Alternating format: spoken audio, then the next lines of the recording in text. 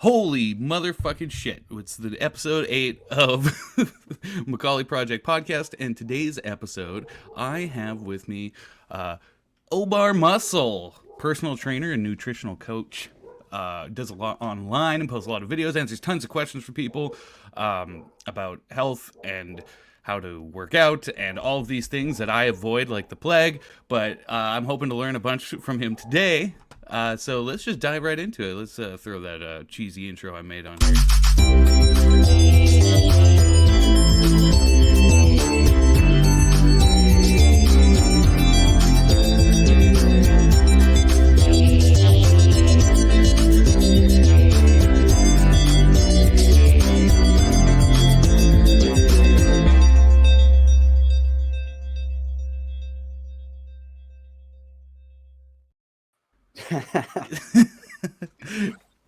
This thing is ridiculous. This thing is ridiculous. I have all sorts of you can upload whatever videos and stuff, and then you just hit them and it plays at like your own TV channel or something. Dude, that intro is insane. I love it. It took me about 45 minutes, and I was just like, I need an intro. That includes making the music too. Dang, just all right. Not to butter my own bread. Yeah, well, but, when I tell people that something takes me 45 minutes, it's usually like 3 hours or 4 days. Yeah.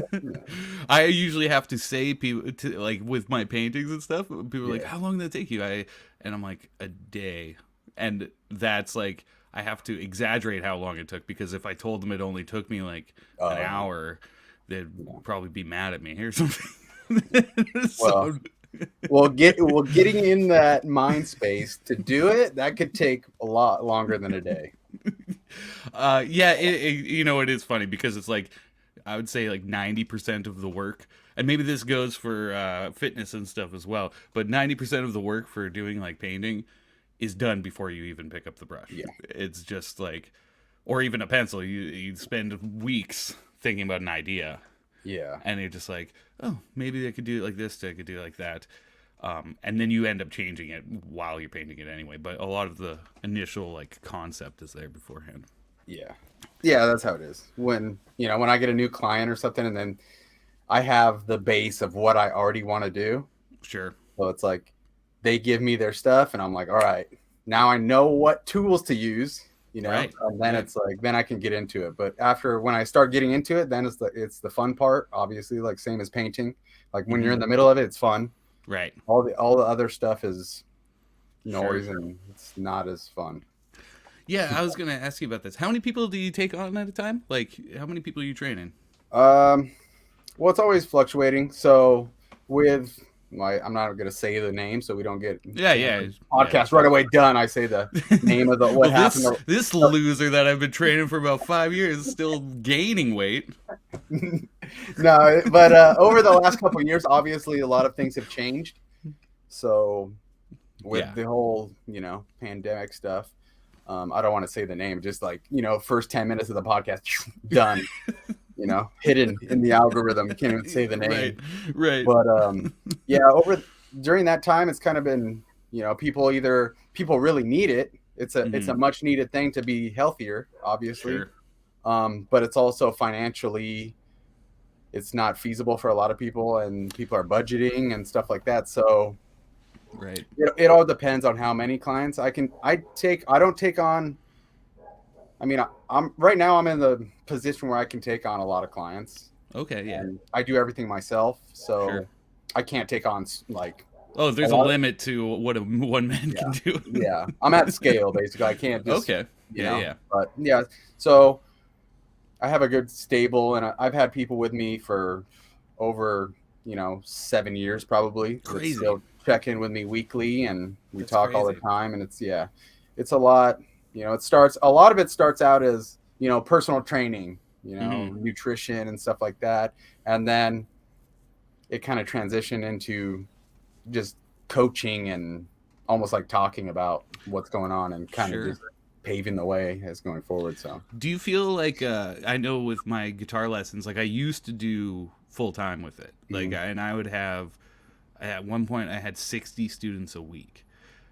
And like, it might not seem like a lot because that's half an hour lesson, so that's 30 hours. But what happens is you're having 60 individual relationships at 60 different levels of advancement, and then you're like, oh, you start to actually care about each person's development. So it's like almost being in like a really close friendship with 60 different people every single week, hoping that you can do something to keep them on track, keep them motivated. And then it's like, wait a minute, where's my teacher? Where's my person who's like, it's all right, Steve, it's all right. Yeah, no, exactly. It becomes difficult to, stop, like, oh, I did this person's check-in, they did great, and then you hop right into someone else's, and then after a while it's like everything starts to blend together. Sure. But I've gotten a lot better, obviously, like same as you, like guitar teaching, like personal, it's similar to like personal training. You're coaching someone, you're the coach. So and it works with muscles, like, just small muscles. Yeah, exactly. You're teaching techniques and like the foundations, and then you're step by step gradually, and everyone's at a different current setting, basically. Sure. So there's a lot of people out there that don't understand the art of teaching, where they can be the best in the world at something, but if you're like, hey, here's 5 people to train or coach in whatever capacity, they don't understand how to take someone from the ground to level 2. They only know how to do, take them from level 9 to 10.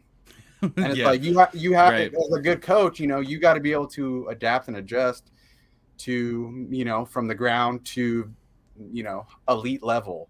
Sure.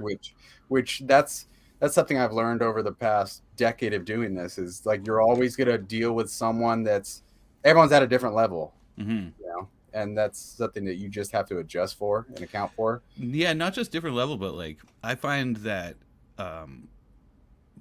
what their motivations are and what their end goal is a huge effect on their level, because it's like somebody could be really good, but they don't even necessarily want, whereas like I had some students who were like had the potential to be friggin' amazing guitarists, but their whole end goal was just like, oh, it's just something I do each week. Like, it's just one of those things my parents drop me off and then whatever, and then they don't really practice and they don't really care for it. Like, they might someday, but it's like, depending on where they're at psychologically, can totally change how I teach them. Because it's like, okay, if they were really wanting to practice, I'd be throwing certain things at them, like, yeah, let's do this, because then they'd get good fast. But seeing the potential, what I do is I just like, okay, I'm just going to throw them the deepest, most profound things that'll come up like 20 years later, and they're like, oh, I get it now, Yeah. You ever do that? You ever do that with your clients? Yeah, you can, because like you said, you can kind of tell when you ask, because when I get a client, how it kind of works is a lot of people aren't familiar with online personal training. Oh, sure. Which is like, people hear online personal trainer, like, how the hell do you train people online? Like, well, I mean, obviously I can't be there with them, so they can, I mean, as far as exercises, they can film and send it to me, and we can talk about it, right? But a lot of what I do is more of the nutrition consulting, like lifestyle, health-wise stuff. But I mean, with that, I send out a questionnaire, like a big questionnaire, very detailed, like, where do you see yourself, or like, what's your dream life, basically. And a lot of people, it's very different answers, or pizza pops every morning for breakfast. Yeah, that's the goal. That's the goal. I was like, oh, then I'm like, oh, we're in trouble. But yeah, I've already succeeded. Don't worry about it. Like, what's your goal life, like dream life in the future? It's like, I just want to eat pizza every meal and not gain weight. Like, well, cool. That was mine as well. Still is. Right, of course. Very, stuff like that. But like, no, you can see like when someone answers that really genuine, like, like, I want to go to the beach and feel comfortable, or I want to look really good for my ex-boyfriend, like to make him hate himself or whatever. And then you have more, I like better reasons than that, obviously. Like, well, I went to the doctors and then my cholesterol's high, and I want to be able to play with my kids when I'm older, instead of, being able later on in life. That's the stuff that is like the key. And also it's stuff that same person that said, I want to get revenge on my ex-boyfriend by looking better, that's the same goal, like, she'll end up having down the line anyways. Right. You know what I mean? Yeah. So it's kind of, the goals always change, obviously. Like Sure. you in like painting or you in Yeah. guitar, the goal is always changing, but it's always progress in one way or another, you know? Yeah. Speaking of goals, so like everybody has their own goals, but I'm sure that you have goals for each client as well that they might not even know that you have for them, but you can see. It's almost like, especially with any kind of students, like I would, if I tried to tell it to them, they wouldn't get it, but I know how to get them there, Yeah. right? And you're like, so you start with kind of plan. Do you ever like feel like Yeah. that's what you're doing? Yeah. And I'm sure you know this, like you have, when you have something like that, you have to kind of like, even if you know it in your head, Right. and I'm writing an email and I'm like, I'm not going to tell, delete. Like, I'm not going to tell her that that's what I think is the goal, because Sure. maybe next month it'll be better to, you know, throw that on them after this. And then it's always changing in my head too. Right. You know? Yeah. No, it's such an interesting thing, especially because it's like they're doing the work. You know, they're doing the work, and it's like you have to be kind of like a mirror.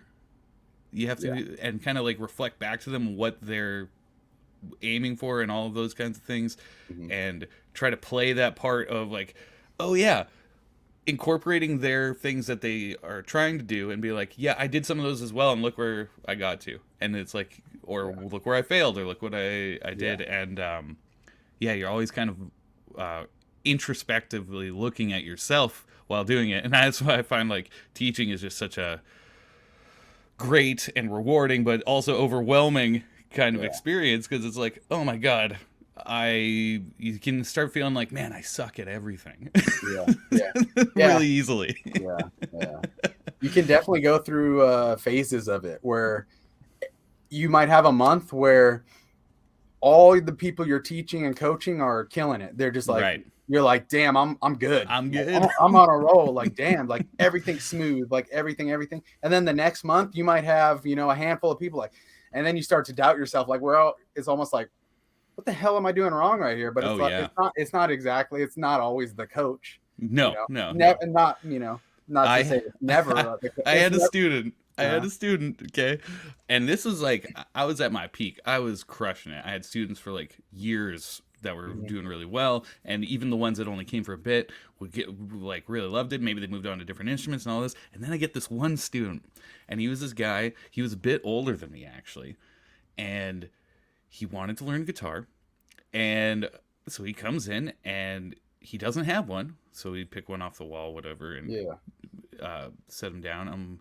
I'm like, okay, what are you into, whatever, and he kind of talks about different music he likes, and I'm like, okay, well, let's just try and do like one chord, you know, very basic kind of thing. And it took me 3 lessons, so an hour and a half over the course of weeks, to get him to understand the concept of you have to press your finger to the string. And then he would do it. And then I'm like, okay, now with your other hand, pluck it. But as soon as he did that, he would lift off, and it wouldn't matter anyway. And it was like, who am I? Who am I? Like, is it you? Yeah. Is it me? Yeah. Can I not do this? Yeah. I can't explain how to put your finger down on. Yeah. Sometimes it gets frustrating, but it's also, there's a lot of times where you kind of think to yourself like, how did this person come to me? You know, how did they like get out of bed? But seriously, like, did someone tell this person like you should sign up with him because you need it, and it's not something they even really want to do? Because then it becomes a thing where it's like, it's tough because you have to do, nothing works unless you do. You know, like I always say to like clients, and I always like do analogies with people so they understand better. Because nutrition and fitness is like, if you're not into it, some of the stuff, it just sounds like, it doesn't sound like anything at all. It's like, you know, you're just like, nah, I have no idea what that means. And a lot of people, the problem is a lot of people like online, a lot of people have the following and stuff, and they come out with words that even me, I'm like, I don't want to hear this. Like, I don't, you know, I don't need to hear about glucose repartitioning. Sure. And I'm just like a guy that's like, is walking good after dinner. Right. you know, Right. and it's like, well, the glucose repartitioning agent of GLUT4, you got the hormone. And I'm like, no one cares. Like I always try to make it like very analogy based where I can like someone can relate. So for example, like if you came to me, which no, I'm just kidding. You should, yeah. You should. Right, Oh, I definitely should.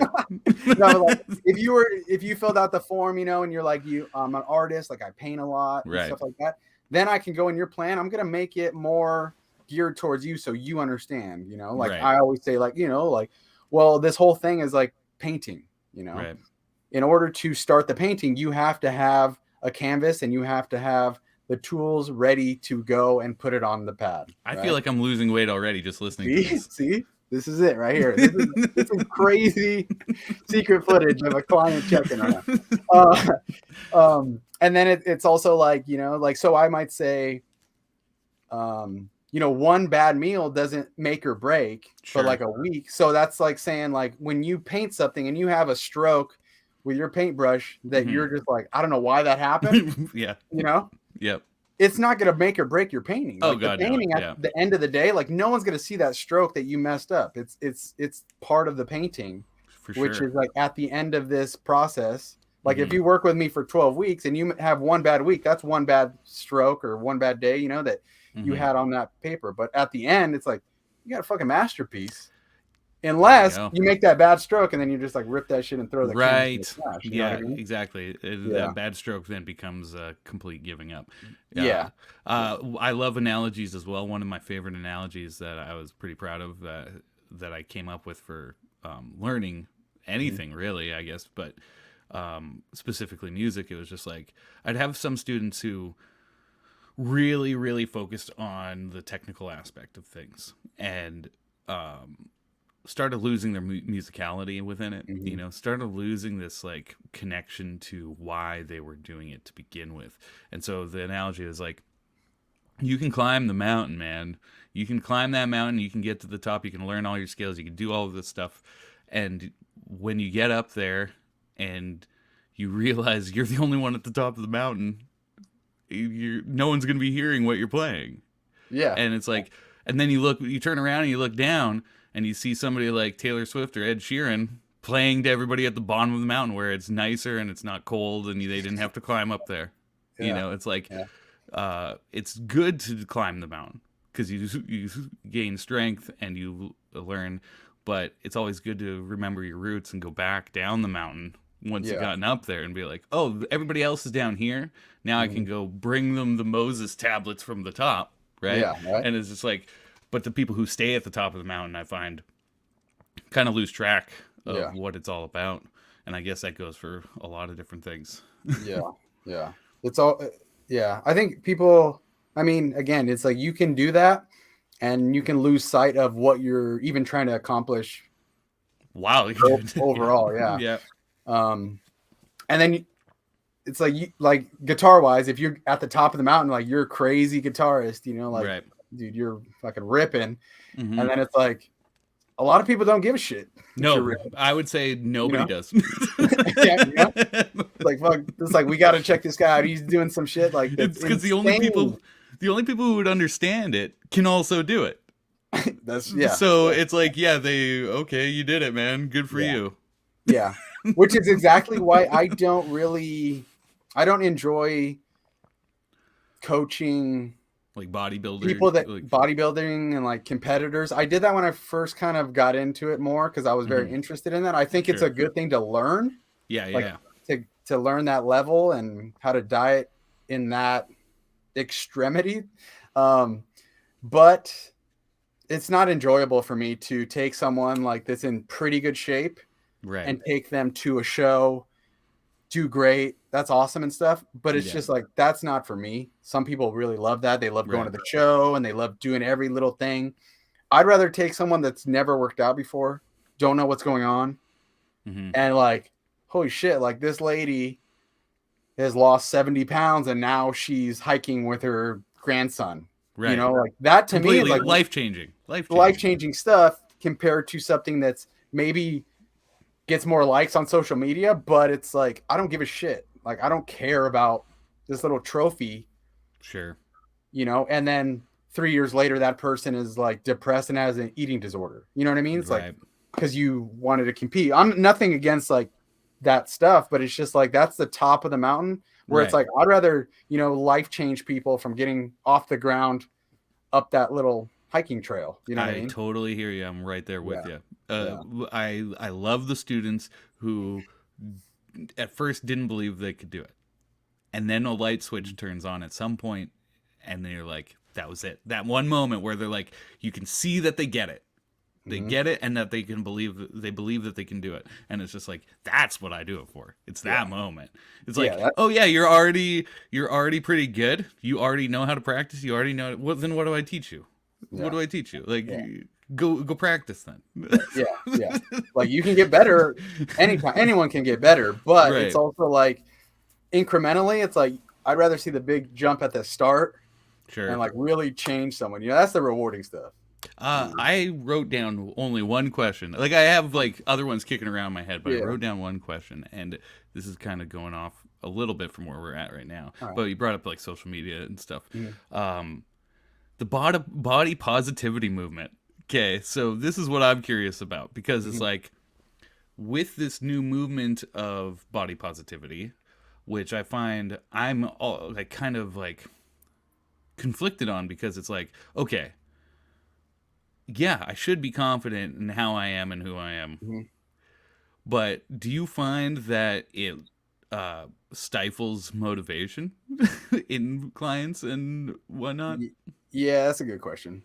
Because it's so touchy, like such a touchy topic. But like to me, that's been in this, this scene for over a decade. I think I've been doing this for like 11 years now.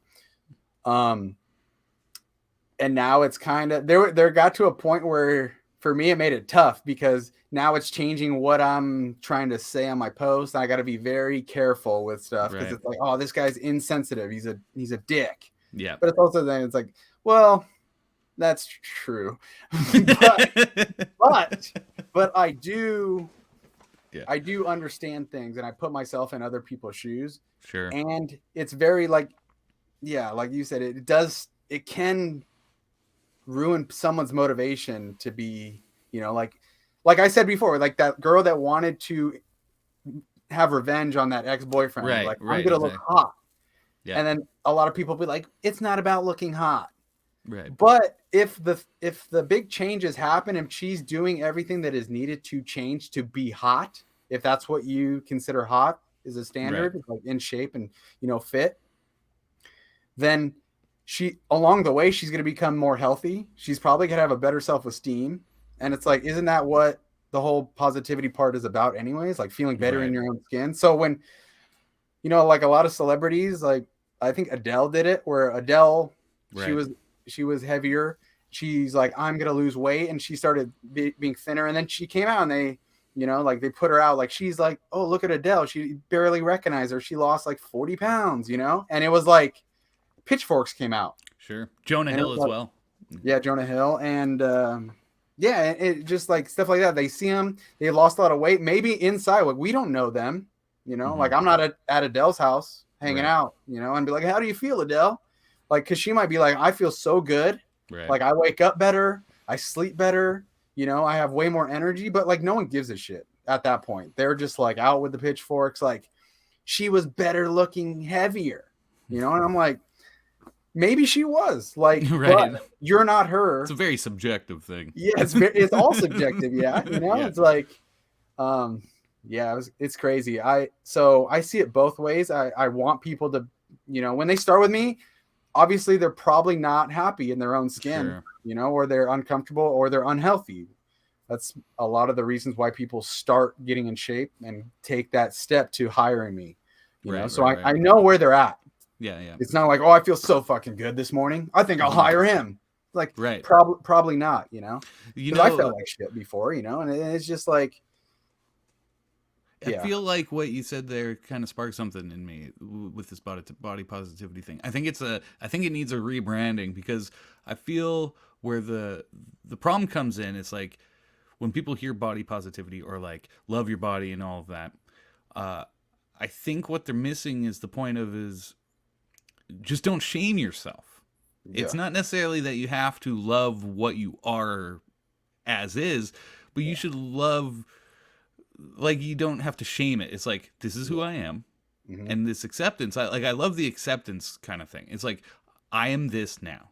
Yeah. And once you have an acceptance of where you are, then you can change it as Yeah. you wish, if, whatever you want to work towards, right? Yeah. But putting this positivity movement, Yeah. I think that's where it gets tricky because it doesn't make sense. It's like, oh, I am loaded with leprosy, but it's my body. Yeah. It's like, dude, that is not something you should be positive about. You should Yeah. probably get some medical treatment. Yeah. It does tend to kind of give someone uh, a safety net, basically, Right. like a false safety net.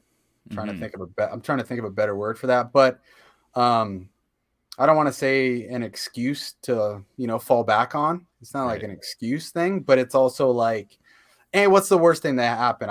I hired this guy. He gave me his plan. Right. But then I Right. Right. read Right. something. I read some lady's post, and it was just like, who cares? Love yourself. Even, and this lady originally came to me to become healthier, but Sure. then she read that, and it's kind of like, well, I'm happy. You know, I'm Mm-hmm. happy here. I can be a lot worse, and like, yeah, anyone can be worse. Right. But it's also like taking having some discipline and like responsibility and like trying to progress. I always think progress in anything, Mm-hmm. whether you suck at something, whether you're trying to get good at something, everything should be progression. Obviously, you can't succeed in that in every aspect, Of course. Right. You can't always be progressing, but like the goal is to be trying to progress, Right. you know. Sure, you can make some bad moves and like investing. If you put money in, you're trying to make more money. Right. Well, you bought an NFT for 3 billion and now it's worth $12, right? So now you're not progressing, but the goal was there to try and progress. Sure. Like if you took that and like, well, like your physical fitness, like you wouldn't be like, well, like the body positivity thing. It's like, well, I'm going to invest the opposite. I think I'm going to throw $100 away because this lady said it doesn't matter how much money you Right. have. Right. Right. You Right. wouldn't Right. do Right. that. You're still trying. You should be Yeah. trying to progress, right? Yeah.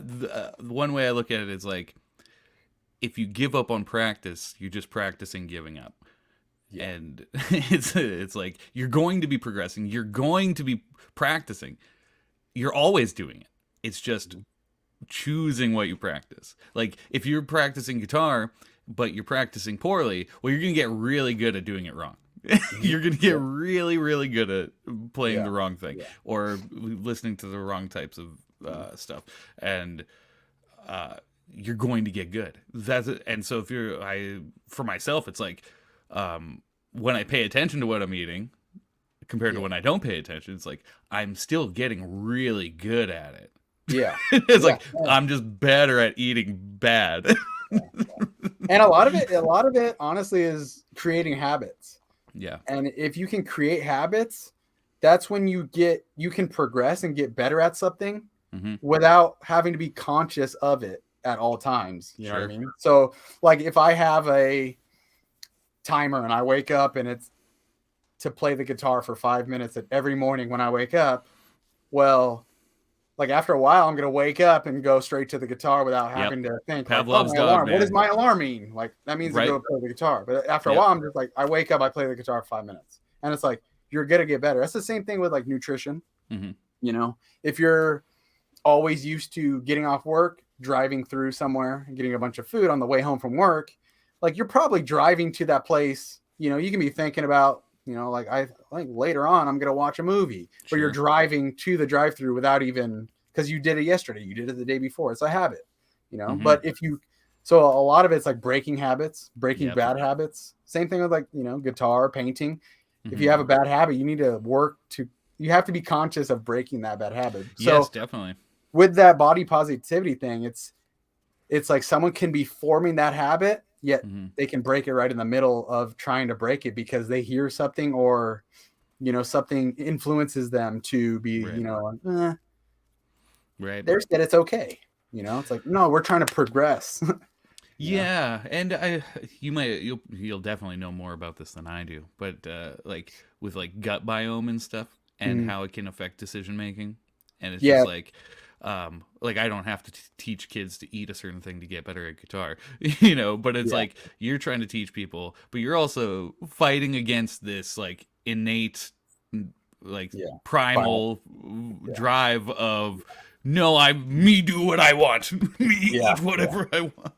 Yeah. That's where it becomes, but although that's like even more complex science and very Mhm. confusing stuff, Yeah. that's almost where it becomes more of an art that I see Right. it, you know, Right. because I can work, like everyone's going to be different, you know, some people like, and I don't really, honestly, getting into that, like gut microbiome, like hormones a little bit more, but Right. that's a little almost like that mountaintop part. You know what I Mm. mean? Like Hmm. that's the people that care about that, or let me put it this way.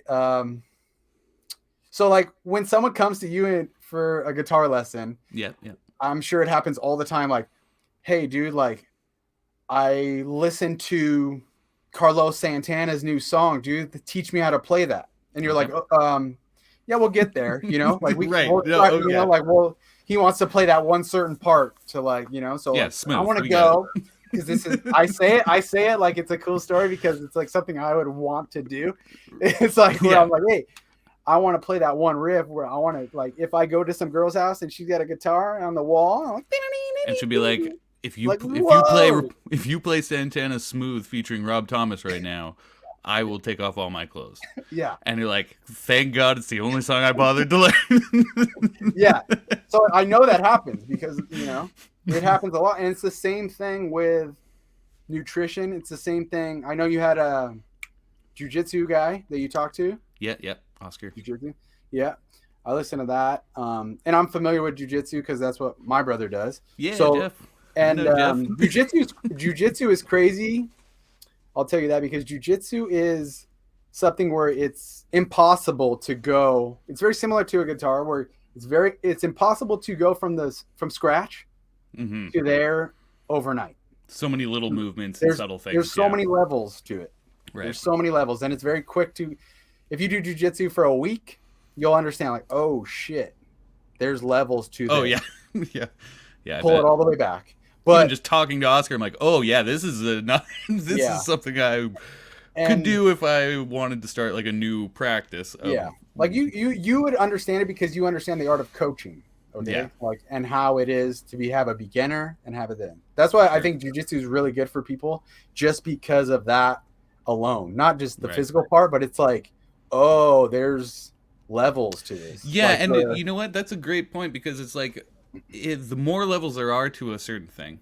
Mm-hmm. Like, yeah, you could bake a cake and you can follow the instructions, you bake the cake, and then you do the same recipe over and over again. Yeah, you're going to get more efficient at it, whatever. Mm-hmm. But with something like jiu-jitsu or guitar or something like that, because there's so many levels, you actually feel like you're making more progress.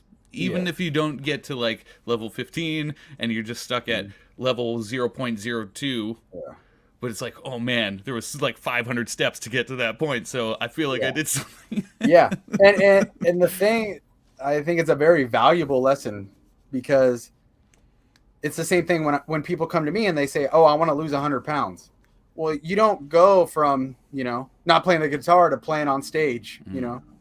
You go from buying a guitar, you know, learning that first chord, learning how to read the music, all this stuff is levels, right? Yeah. So it's the same thing. When someone comes to me, it's like, no, I know you want to lose 100 pounds, you know? You're going to need some running shoes first. You're going to need to understand the very, very basic steps in order to go there. And you have to lose 1 pound before you lose 100.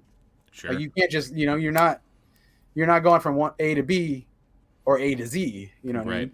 Yeah. Yeah. That's I think, I mean, I trained jiu-jitsu for like a year, so it's nothing worth talking about. My brother's been doing it for 12 years, whatever. Yeah. But it's also like, I understand when he talks to me and we can kind of relate to a lot of coaching, you know, and even he likes to coach and train beginner people for sure that don't understand, because it's like, it solidifies your own understanding. Yeah, and you get more of a reward. Like, Yeah. okay, now I've not only have I taught them the basics on how to get forward and get to wherever they want to go, as far as they want to go. I've taught them that, but I've also taught them how to understand that it's not A to Z, and that can Yeah. carry on to anything else in life that you ever do. Yeah, 100%. Yeah. It's like for myself, I've gone through like many different fitness stages. Yeah.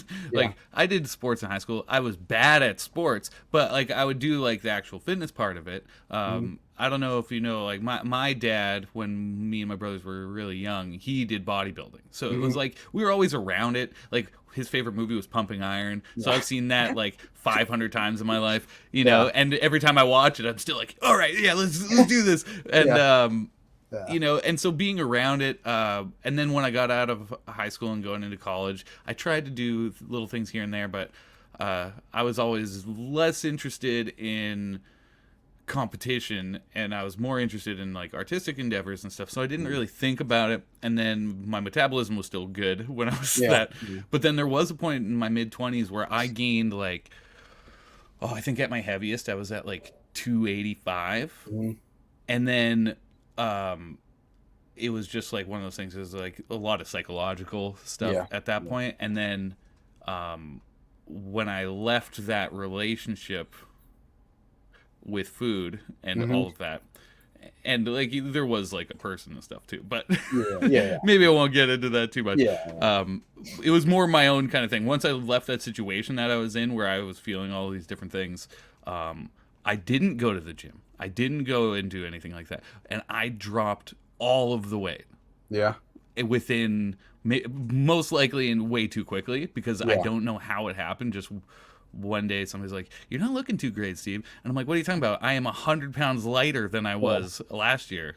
And but I guess I don't know if I have a question about that. I just want to kind of bring it up because, or get your thoughts on it, because like it happens to people, because it happened to me, and it was something I wasn't thinking about. And then it's like, oh, what did I do there? Like, is that a way to, like, I mean, I don't even know. Yeah, like whatever you did, you were eating less. Yeah.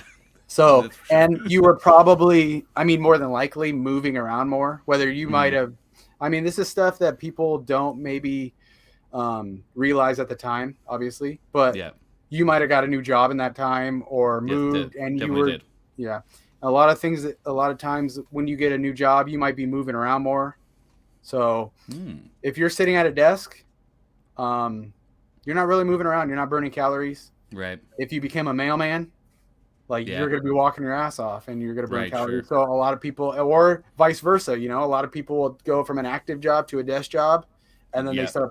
And then even if their eating's the same, it's just they're not moving around. They're not burning the calories that way. So they burn. The deficit is reversed. Yeah. So you kind of did it in that opposite fashion where obviously like psychologically you're just, you know, maybe stressed. You don't want to eat the food. You're just like feeling like shit, like whatever, you know, so you're taking in a lot less calories, which are energy. Yeah. And then over time, it's just, you know, it probably was too fast. That's more of an extreme case. But on that note, it's the same thing where when someone's like, "Oh, you're not looking too good," and you're like, "What are you talking about? I lost, you know, so much weight." Yeah. But it's also like that's another thing about the body positivity thing as well. It can be both ways, you know. I was too body positive. Yeah, it was too positive. You got too positive with it. It's like, Steve, you're about to pass out. I look great though. I haven't eaten in 3 weeks, but So that's the hardest part about this whole just image stuff. Everyone, especially with social media, I don't really get too crazy in it where it's like it doesn't. That's me personally. I've always kind of been like that, but I do know how it affects people when they see some ripped dude like, damn, I wish I looked like that, you know. And they're, you know, you're overweight, you're just like, I'm gonna lose all the weight by not eating, and you're like, well, then you're skinny and you have no energy, you have no strength, you're fucking dying inside, your immune system's horrible, and then you're like, well, I think you look better in that t-shirt, and you're like, well, like, fuck yeah, I get it. Like, no, you're fucking, you feel like you're unhealthy still, you know. You went from unhealthy here to unhealthy there. It doesn't mean you know. So I'm always trying to shoot for like overall health, which I don't believe there's not, I mean, you might have outliers. Just with anything, there's outliers, but you might have a outlier that's heavier, that's Sure. like, but and is pretty healthy. Or and you might have someone that's on the thinner side and are healthy too. But then in most cases, if you're too far in extreme, like you're not healthy on either extreme. Right, exactly. Yeah. Speaking of like celebrity kind of stuff and seeing it on social media, and if somebody's like super ripped, I think the first thing that came to my head is like Chris Hemsworth. You know, it's just like, and I know you've been posting videos recently about the natty or not kind of stuff. I know you're probably not going to keep going with that, but it was interesting to see you talk about it, because it's like it's something I think about as just like a normal person who let's just get real, I do not work out as much as I need to. That's my gym back there. You see those dumbbells, that's basically it. And there's a lot you can do with those. And I walk a lot, but that's not the point. The point is that you know, I see guys like The Rock or these just random social media people who are getting huge, and it's just like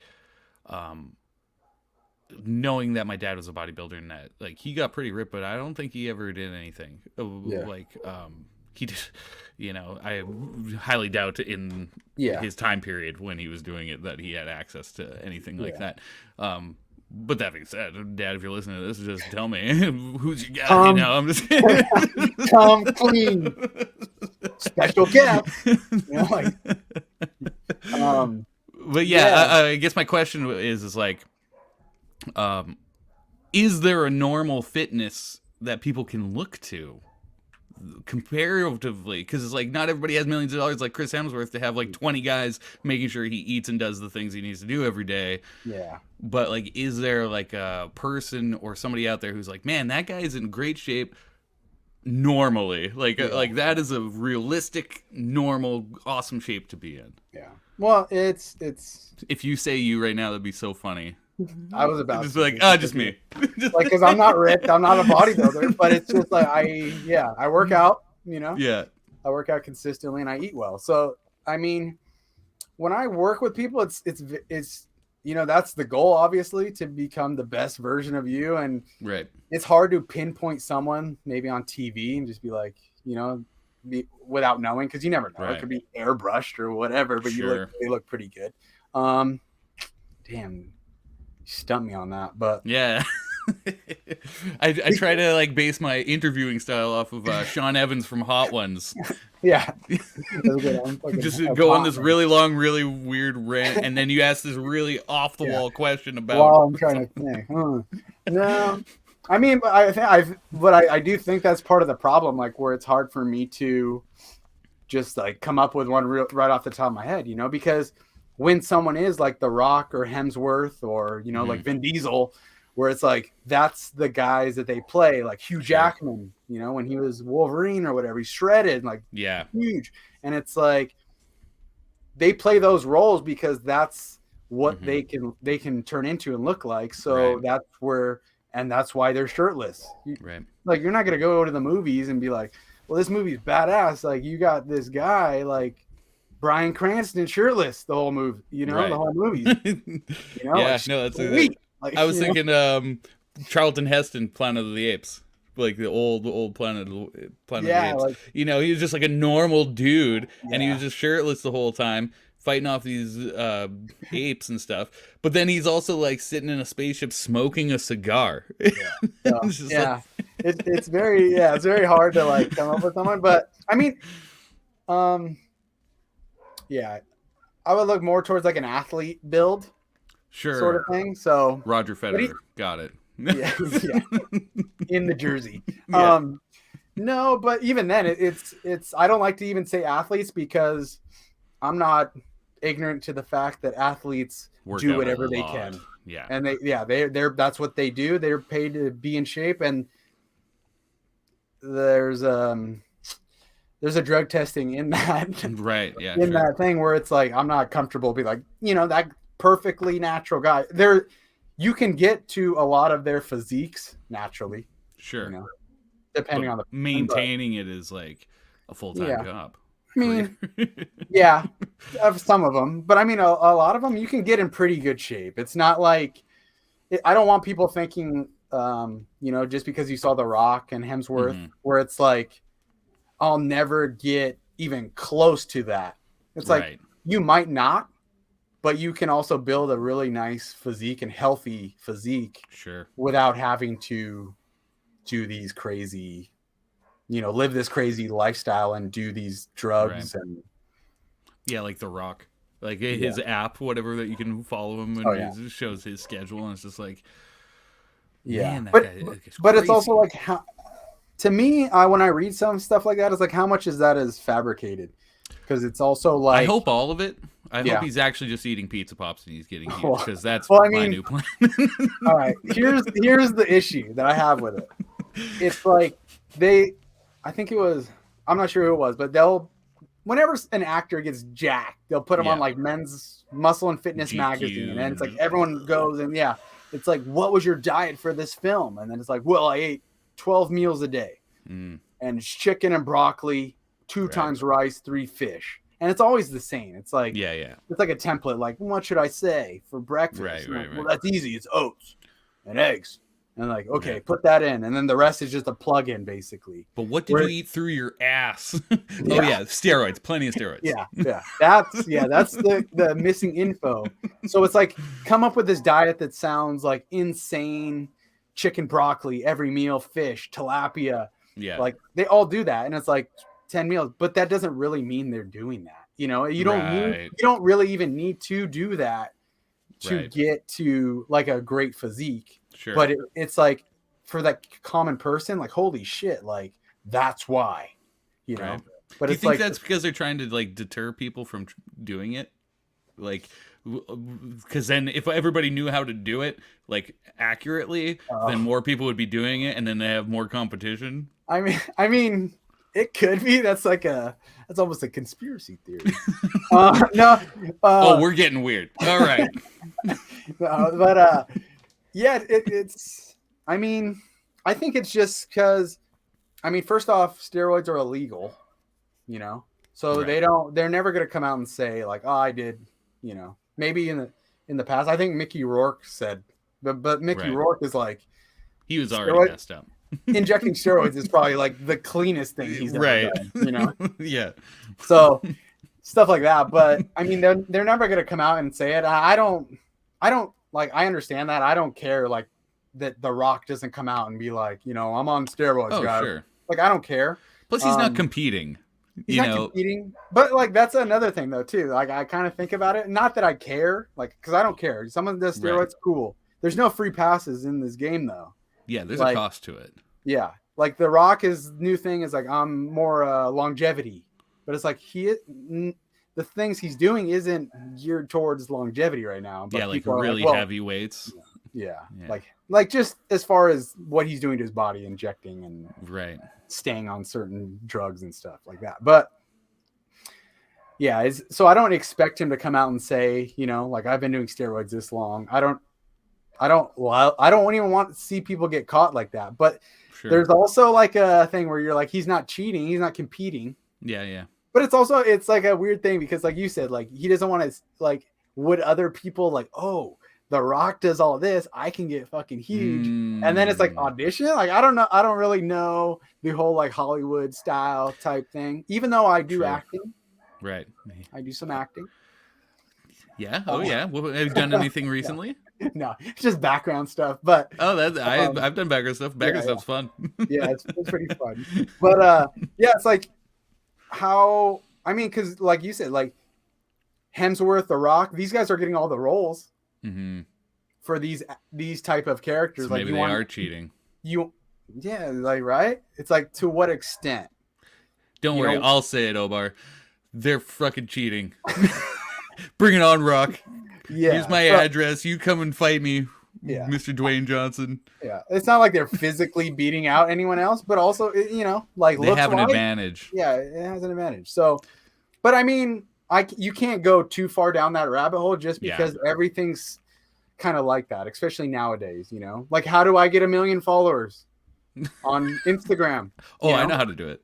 Well, I know how to do it. Yeah, it's as a guy, I was talking to somebody about this. I was talking to somebody a few years ago when I was really going hard with my Instagram and paintings and stuff. And I started getting some followers who were more like in the 20 to 30,000 follower range. And I was talking to this one dude, and he was just like, oh yeah, the algorithm, once you realize that it's not about your content, it's about any content that you can get, even if it's just a repost of anything that you know gets clicks, and you just do that, you will get so many followers. And he said he just did it for like a year, and he went from like a few hundred followers to 30,000. And he was just like, and then it didn't even matter that he transitioned from posting other people's content, and then one day he just went to his own. And it didn't matter? And it didn't matter because people just assumed that, oh, because now he's got this many followers, he's whatever. And it's like, oh, it's a fucking scam. Yeah. I mean, yeah, you can look at it as a scam in like a lot of different directions. You know what I mean? I think if anybody gets any kind of followers that are consistent, like organically, that's good. Yeah. Like, I don't know about you, like if you do any like public speaking. I know you teach like some classes and stuff, but like as a performer, I don't think people understand what the amount of people that are following is. Like when I go do an open mic for a full bar, that's a couple hundred people. Yeah. And it's like, okay, it's pretty busy. And you get nervous, you know, you get up there, even if it's not a full bar, even if it's only like the bartenders and like 10, 15 people, it's like, oh, crazy. And then I've done shows where it was like 5,000. Yeah. And it's like 5,000 is like an ocean of people. And you're just like, holy crap. So when you post something on Instagram or YouTube or whatever, and you have some like video and it's like, oh yeah, my last one reached like 40,000. Yeah. I don't think people understand how much that actually is. And everybody's doing it. And I think it's one of those things where it's like, yeah, getting to 1 million followers might be okay, but at the same time, it might be like a nightmare. Yeah. I always look at it. I always look at numbers like that as in terms of stadiums. Yes. You know, so 100%. It's like Staples Center, 20,000. Like, holy shit, that post reached Staples Center. I've done it. Yeah, exactly. Then what you got to do is you go to, I don't have an iPhone, so I don't know how this works. You go to Staples Center on a packed night, and you just airdrop everybody. you're like an ad. It's like, OBARMuscle wants to airdrop you. Damn. That's why. I have an Android, so that's why I've been failing lately. Yeah, same. I've got a Samsung, whatever. That's why. No. But I mean, there's a lot of shady things you could do to get further in whatever you're trying to do, which I mean, it's every field, every aspect of life, like every social media for sure. Right. It's like, but again, I'd rather have, it's the same as kind of like what we've been talking about the whole time. Organically, natural. It's similar stuff. It's very like what you want to do, like morally, what you enjoy, what you feel is rewarding, what you can create. Like that's the worst part of what I do as far as like what I hate about it is like marketing. Right. You know, because marketing, I'm very like creative. I want to be creative. I want to have fun. I want to do what my brain wants to do. Like I want to be able to build off my own creativity, but you're kind of limited in that marketing aspect where it's like, I could do like a crazy video and be like, yeah, like, and then it's like, man, the algorithm or whatever, it just doesn't appeal to, you know, and then you can go to a marketing course and like, well, you didn't have the text wasn't in red. You know, you were off centered on the camera. You should have been over here. You use this caption. You should have let off with this. And I'm like, that shit doesn't bring me any enjoyment. No. It throws all the creativity out the window. And it's just like, it's not fun for me. So I'd rather have fun doing it. And this is the problem with it is like, I want to do stuff that's fun and I enjoy. And it like really like gets me motivated. It's like, oh, I can do a video on that because it's funny and it's easy. And that's, you know, I like to talk about that compared to something that's like by the book. And then it's like, well, you didn't market it right.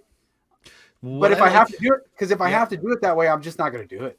Yeah. What I like is Gary V's approach. You know who Gary V is, right? Yeah. What he talks about, like, I don't always agree with him in his opinion on things, but he's really good at the social media stuff, and his whole guide for it is it's not about what your content is, just post a lot of content. So if you're having fun with it, you're gonna make more content, and then you post that and diversify in the sense of like, they try to do it with like the Instagram, you can share to, whatever, but each one of the social media platforms has a different vibe to it. So I don't think that actually works, sharing it to the different ones. Because it's like, if I share something to Instagram and then I share the same thing to Facebook, it gets nothing on Facebook. But if I start on Facebook, I can make a post that is more in the vibe of Facebook, and lots of people will like it. And it's just like, so I think the idea is content creation can be as small as a tweet, or it could be as large as a YouTube video, right? Or anything in between. And I think if you're just having fun with every single one of them, and even if they're all like about different things, so say your Twitter is just funny anecdotes or whatever, one-liners, and then your Instagram is just reels of you talking about different workout things, and like I love how you do the questions and answers in your stories. It's awesome. Like, that's cool stuff. It's like one of the things I actually do read through on Instagram, because it's super interesting to me, of like, although I don't necessarily follow it, but it's like, I try to get that information in my head, so maybe one day I'll make a better decision at some point. And then, you have something like, Facebook and all these, Snapchat and all these different things. I think having fun with it is the biggest part, because when I was having fun with mine a while back there, I was getting new followers every day. I was getting messages. I was getting all sorts of people wanting collaborations, and I wasn't trying to do it. I wasn't trying to do the thing. It's like, oh, we got to do the marketing or whatever. I didn't market anything, and I was selling a painting every other day. And I talked to other artists who are incredible painters, who've been painting for years and years and years, and they told me that they might sell one painting every 6 months. And within a 6 months period, I sold over 80 paintings. See? And I was just like, oh.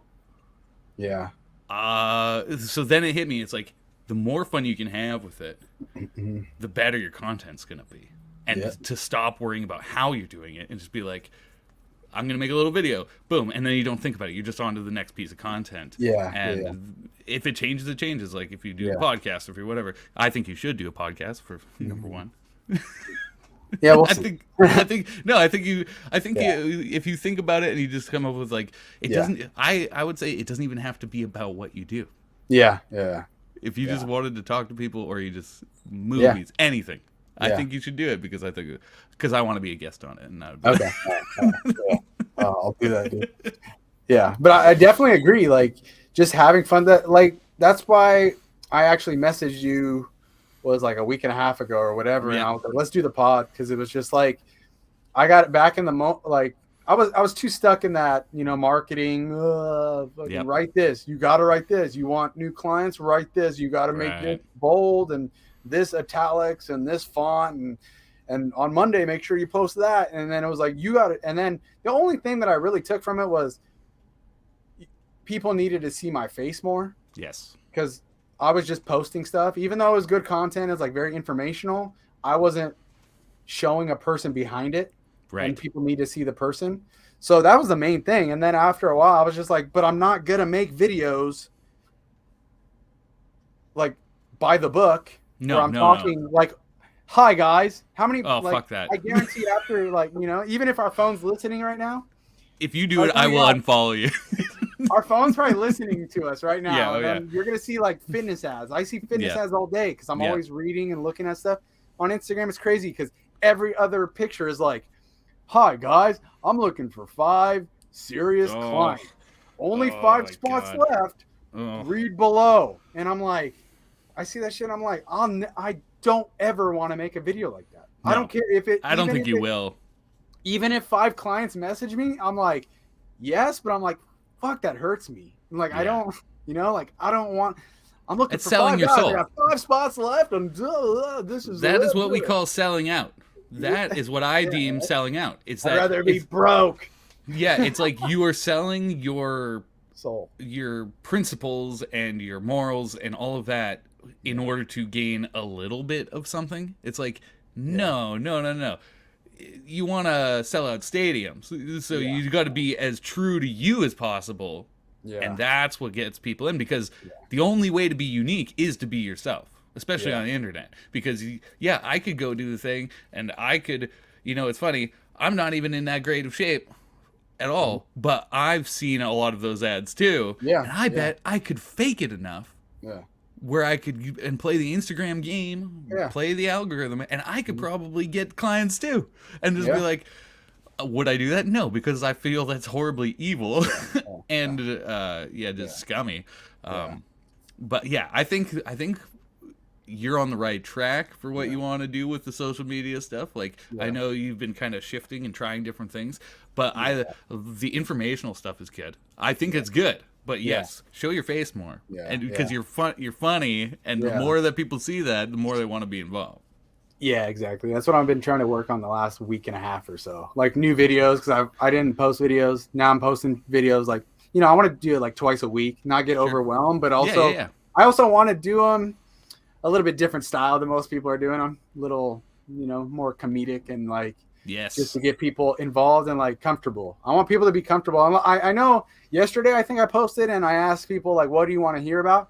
And a lot of it was like good stuff, like very good info. But I'll be honest, like a lot of it was very educational. Like talk about the squat machine, and I'm like, fuck, no, I don't want to talk about that yet. You know what I mean? Like I can, but like right now I'm in that mode where it's like I want people to feel more comfortable than like, this guy's fucking talking about squats. Here's a squat idea for you. You just be like, all right, I'll do a video on squats. It's like, here's how you do it. And then you just do it and you're like, see? I fucking told you. That's how you do it. And then it's like what else is there? Because I got like yesterday I went through and I kind of like watched some stuff, and then I came up with like, I have like 6 ideas now for different videos to post and content like that. So I'm in a more of a good spot as far as like creativity goes, and that's gonna help. So we'll see where it goes. You know what you could do? These are all just dumb ideas. Don't take any of them. But you could be like Bill Nye of personal training. I mean, I don't Bill Nye, the trainer guy. I have a character I'm working on. Okay, cool. So you're on the right track. You know where I am going. Yeah. Because it seems ridiculous, but I remember more about science from the Bill Nye show than I did with any of my teachers. That's a really good point, though. That's like what I want to hear, stuff like that, because And if you ever need music for it, I love just making little jingles and stuff. I could do something like that. Yeah, we might have to do it. Because having original unlicensed music, because then you get more. If there's music, there's more views and all that. But fuck.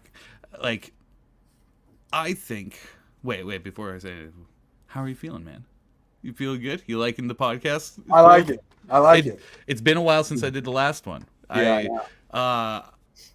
Life just kind of got busy, and then it was like I knew it would happen. I got too ambitious right off the bat, and I was just like, I'm gonna have podcast every few days, and then I'm like, all right, and then it was like I was talking to a few other people, yourself included, and then a few other people I was talking to, and then their schedules weren't working out. I was like, oh no, now my whole schedule is thrown off, and then my life got busy, so I couldn't do it, and then it was just like. So I think I got to get back to just the once a week, and just do it that way. But once a week, it's start small. I love doing it because it's like, when is another time we're gonna be able to just sit down and chat, man? Like, exactly. Yeah. Like, you're in LA, right? Yep. Yeah, and I'm like 1,500 miles north of that. At least we're in the same time zone, so that works out better. Yeah, it works out easier. Yeah. And I think you should do a podcast as well. I think everybody should do a podcast because you do, huh? Not that because they're all going to be successful or people listen to it, but I think for posterity, it's like I don't know if you have any nieces or nephews. I have a niece.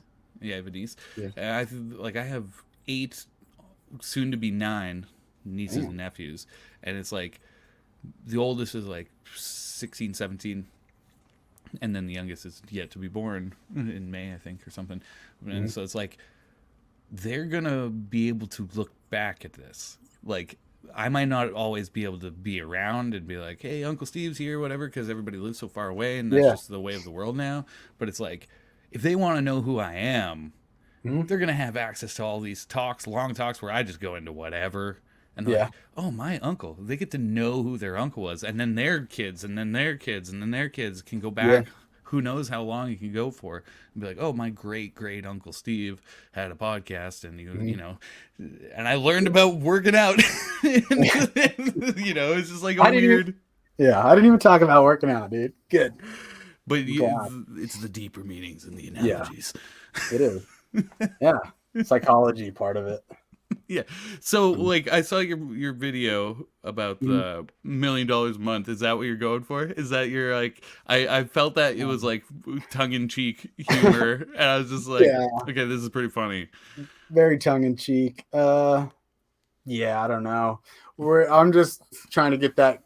I'm trying to get comfortable in that camera, and just come up with Sure. little stuff and just show my face. And then, like you said, more people see my face, more comfortable they feel, the more they, will want to feel comfortable working with me. Because I mean, Sure.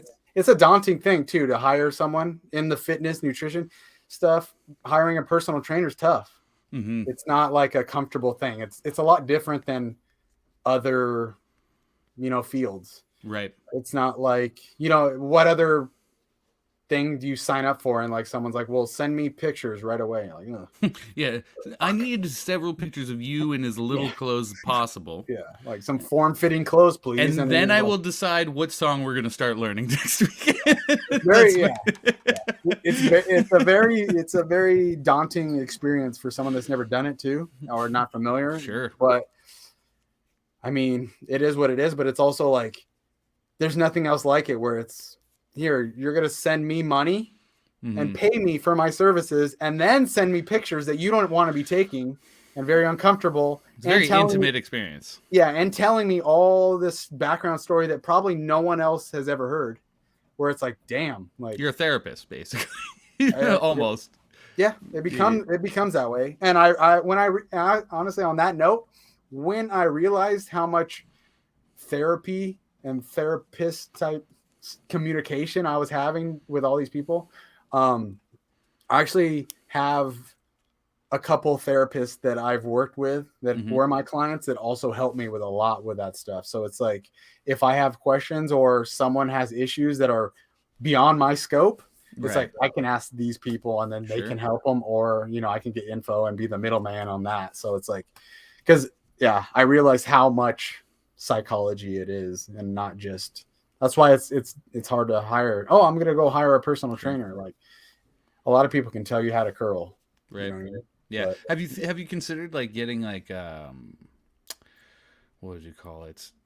Training in counseling, and have that added to your thing, so then you're also technically like a legitimate counselor.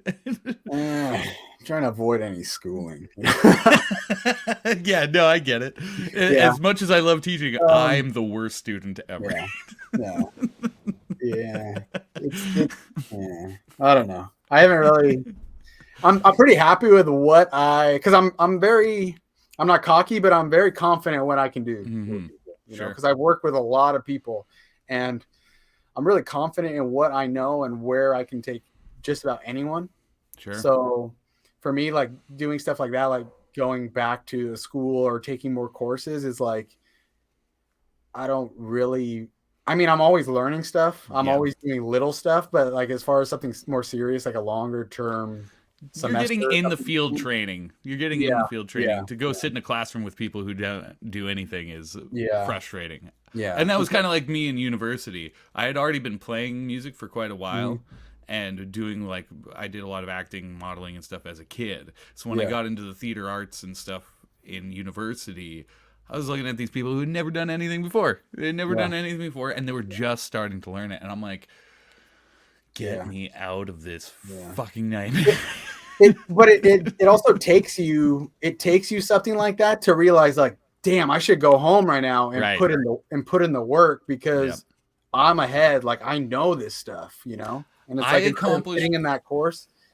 I accomplished more in the classes I skipped than I ever did going to class. It's because I was like, oh, I could go to this class on Greek mythology, or I could skip this class and go help one of my buddies with their film project.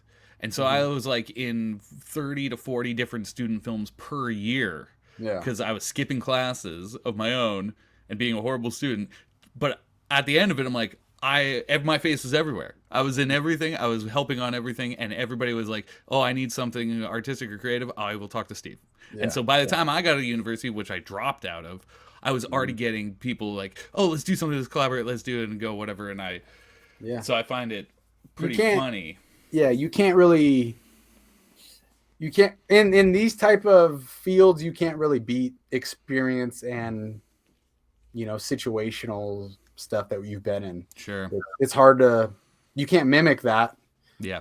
And I mean, definitely not, I'm not talking all aspects, obviously. If you're trying to be a nurse or a doctor or something, or, you know, obviously you need to learn. You can't just walk into a hospital like, I'm gonna get experience, you know, like watch this. But in other stuff you can, as far as like arts and science, like not sciences, but like arts and just anything like creativity, it pays off to have experience. 100%. And it's almost like it's better to not make any money and just be visual and see what's going on and how things work, and then hop into it later on than, you know, man, as a performer, like playing in bands and stuff. And like I said, I played for a lot of people. We never made any money. Yeah. But it was one of those weird things that you go and do it. And then it's like, we just played in front of 5,000 people. Yeah. And then we were on like the news and stuff, and you doing like radio interviews, and I'm being a weirdo on those, and just like, I'm like, what is happening? Yeah. And it was the crazy thing is I never needed the money. Yeah. I would just end up and people would just be like, oh yeah, here's the thing, blah, blah, blah. Here's some food, here's whatever. And I'm like, you can crash on my couch or whatever. Like, but only because I was so willing to dive in fully and just experience and all of that. Yeah. I don't want to take up too much of your time, but I do have a question I've asked all the other guests. It's just, if you got to talk to your like 13-year-old self, what do you think they would say to you, seeing you as you are now? Like, why you look the same?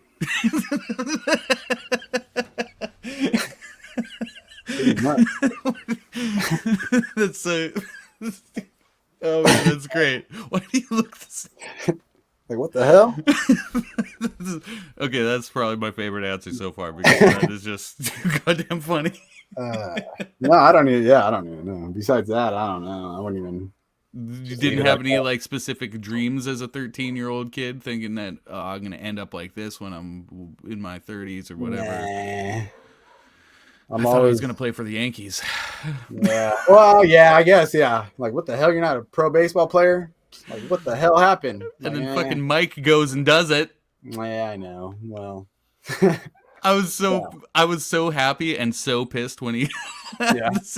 Well, pissed at myself because funny story. I love telling this story. It's just that when I was really young, like 6, 7, I loved baseball. I got a glove for birthday. I'm like, I'm gonna be a baseball player.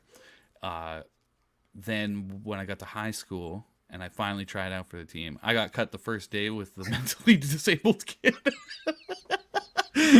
So that dream died that day. Well, Verdugo is rough. Verdugo's a rough school. No, it was even worse. Even worse. This was at a school where all four grades 9 through 12. Mm-hmm. There was only 400 students total in the school. Yeah, well, and there wasn't that many people going out for this baseball team. Like they could have had literally everyone, and they didn't need to cut anybody. And they cut me and the kid who was mentally disabled. And so I took it as a sign. Still got time. Still, it's all progression, dude, and you can work on it. can get back in there. Oh man. No, that is one thing though. Age. I'm not a big fan of the age thing. Like, Yeah. I mean, I can tell since you're doing creative stuff. I think more people need to be creative, more 100% agree. involved in some kind of art. It doesn't have to be, drawing or painting.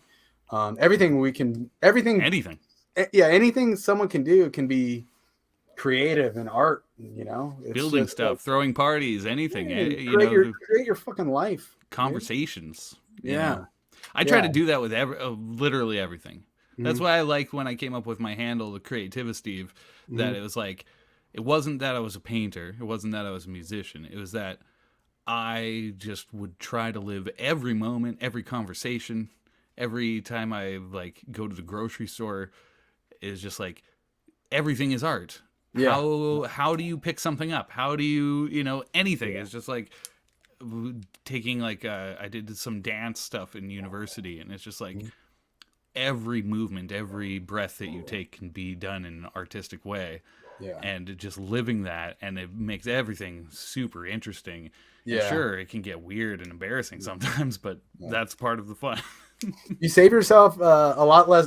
You'll be bored a lot less as well. Like, you'll be bored. You'll still be bored. Everyone can get bored, but you're a lot less bored when you're creative and you have different outlets, because it's always, one bad thing about that is like that you have too many outlets and too many projects going on that you don't finish them. Mm-hmm. But I mean, it's still better than having no projects. Right. Well, it's like you could go and do 20 push-ups or you could do none. Yeah. And it's better than none, right? Exactly. There's no, you don't finish a workout. Yeah. You don't finish a painting. You're just done with it for that day. Yeah. Yeah. It's up to you to start continue. But it's just like, yeah. I mean, I have like a little project I've been working on for 4 years. And like, we'll talk about it maybe next time I come on. Yeah. But yeah, it's like, it's an artistic type thing. And there's so many different layers to it where it's like, I'm trying to learn how to sew.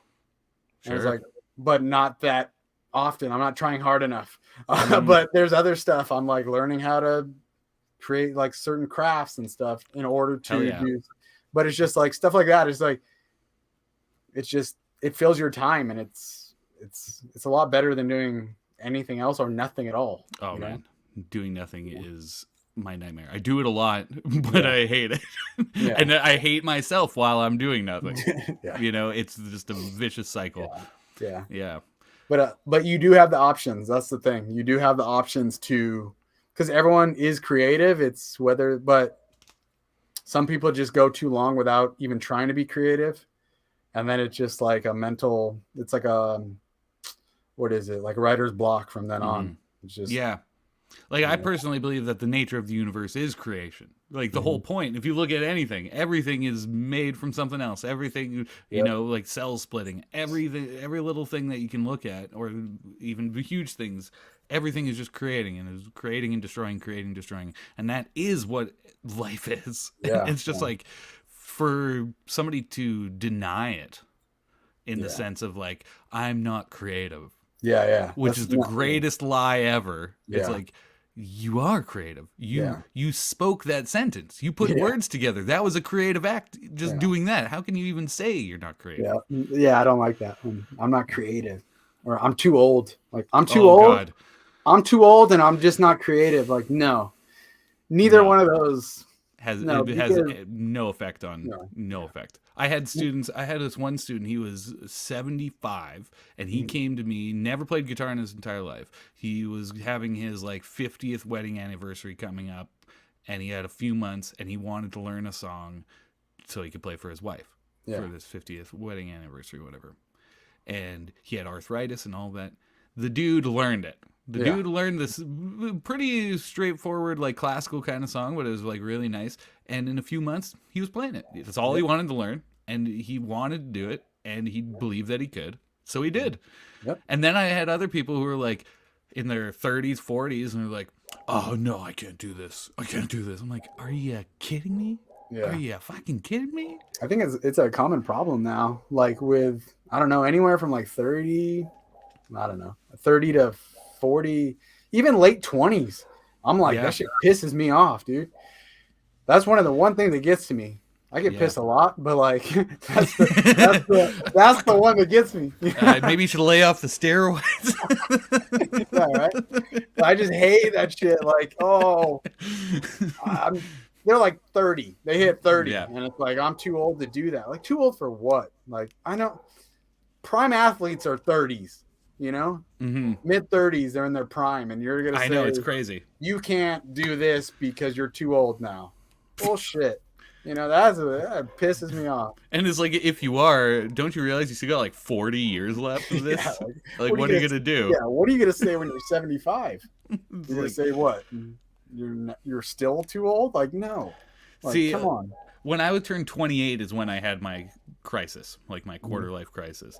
I don't know why. I was just, for some reason, I hit 28, and I'm like, I had already been doing lots of stuff too. Yeah. I was very into the painting and all of that, but for some reason my physiology just kind of like hit me, and I was just like 28, blah blah blah, and I was kind of depressed for a bit. But when I turned 30, Yeah. I was like, I woke up on my birthday, and I was just like, oh, this is just the beginning. This is just this is day one. This is like, here I am now. And yeah, ever since I turned 30, I'm like, oh, it only gets better if you're still going.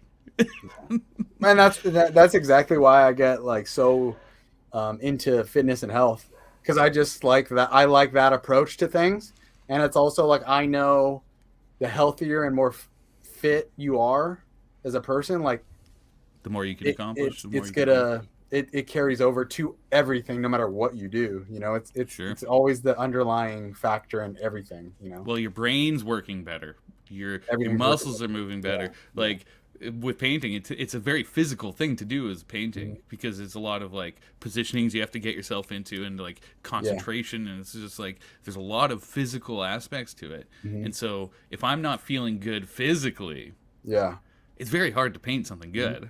You know, it's harder to get out of bed. It's harder to, you know, it's harder to sleep. It's harder to everything. You know, when I was in a band and I was playing shows regularly, I was doing like 2 or 3 shows a week. My whole thing for working out was I would go. I didn't really have much of a plan. I knew like basic exercise and stuff, but at the time I was just like, cardio was my thing, and I'm like, I'm just gonna get on this treadmill and I'm going to go hard for the same amount of times it takes for me to play a show. Yeah. And so it'd be like, that was my workout. I'm like, okay, I'm going in. My set list is this long, and add in talking. So it was like 47 minutes or something that I had in my timer. And I'm like, okay, I have 47 minutes to go hard. Because if I can't do that just for me, how am I supposed to do it for a crowd full of people who are waiting to see entertainment? Yeah. And then it's like, I should be up there giving it as much as I possibly can. Yeah. Or at least be able to do regularly and feel confident that I'm not going to burn out by the end. Yeah, it shouldn't be a limiting factor. It shouldn't be. Yeah. That's what that's why I'm so into it, just because I don't want health decline to be someone's limiting factor. You know what I mean? Oh man, just hearing that makes me feel like, oh, I need to do better. That's like such a good line. I don't want somebody's clip it. Oh my god. I don't know why that hit me so hard. Probably because I've been thinking about it a lot lately. You know, I've just been like, when I'm not being creative, I get into these funks of poor health decisions. And so it's like, when I'm more creative, I start feeling better about it, and then I make better choices, and then it makes me more creative, and then whatever. Yeah. It's a domino effect, and it snowballs over. Yeah. That's why. Email me, glad. I was really glad you wanted to be on. Like, you messaged me, because I was like, man, I think talking to Obar is gonna be really good for me. All right, so my Venmo is actually. Oh shit! Yeah. That was good. Thanks for having me, dude. Yeah, man, this has been fantastic, and I appreciate you coming on. I hope the people who are listening to this enjoyed it, and I will also post this to the YouTube, and so we'll have the video as well. probably in the next day or two. It doesn't take very long to do it. I might even do it tonight. But this is great. Definitely got to come back at some point. Yeah, for sure. And then once you start your own, which I'm going to keep pushing you to do, then you got to have me on. Then I'll be like, yes. And it'll probably be like some weird movie podcast about Pumping Iron. We watch Pumping Iron every podcast. You just rewatch Pumping Iron and give your thoughts on it this time. There is a podcast that does that. There's what they do every year. They choose a different movie. But one year it was like they watch like very mediocre movies, and I think they watched. Oh God, what was it? I think it was just like a sequel to some like Disney movie, and they watched every week. And then they just had a podcast about it every single week talking about it. And it's just like ridiculous. But anywho, that was great. Let's end it there and I'll just end the recording here. All right. Bye.